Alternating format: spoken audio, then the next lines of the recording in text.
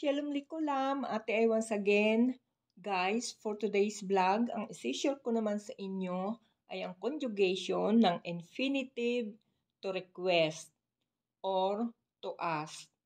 In Hebrew, livakesh. Again, pag-aaralan natin kung paano natin ito sasabihin kapag present tense, past tense, and future tense according to the gender.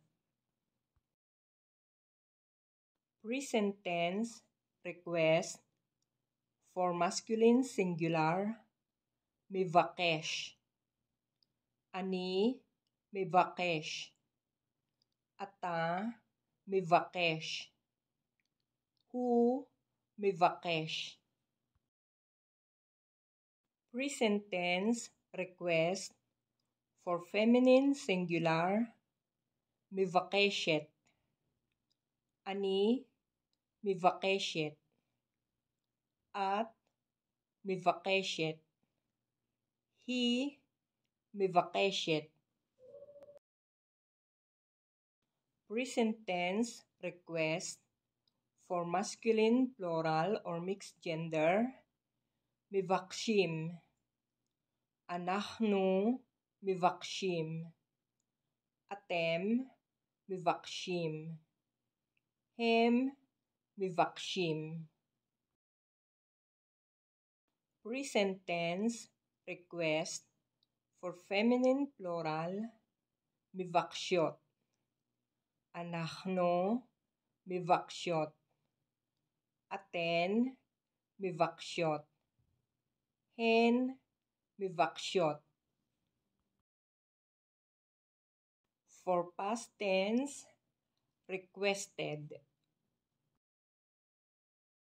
Bikashti. Bikashta. Bikasht. Bikesh.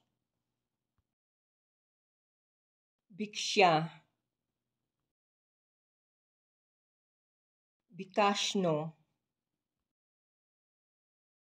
Bikashtem.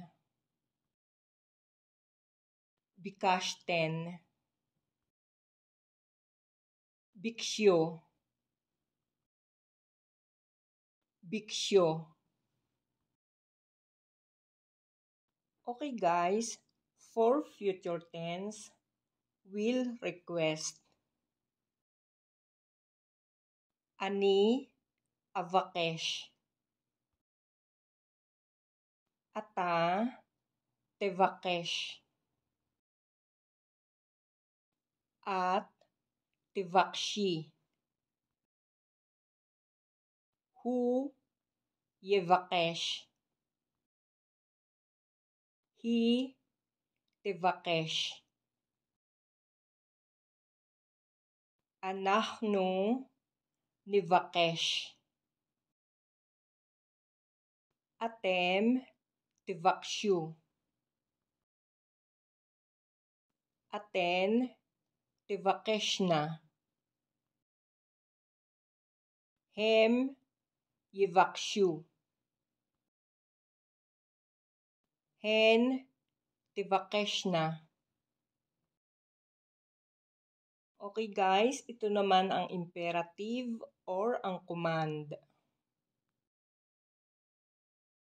Imperative request, for masculine singular, bakesh.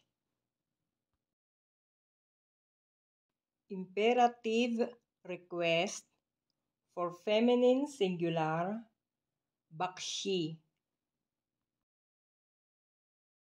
Imperative request, for masculine plural, bakshu. Imperative request, for feminine plural, bakeshna. Okay guys, again, this is the end for today's vlog in Due to Learn Hebrew.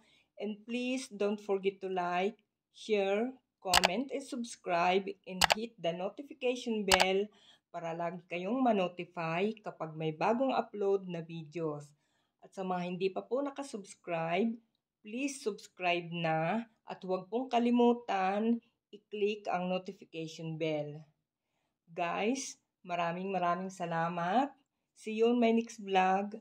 Lihit Raot.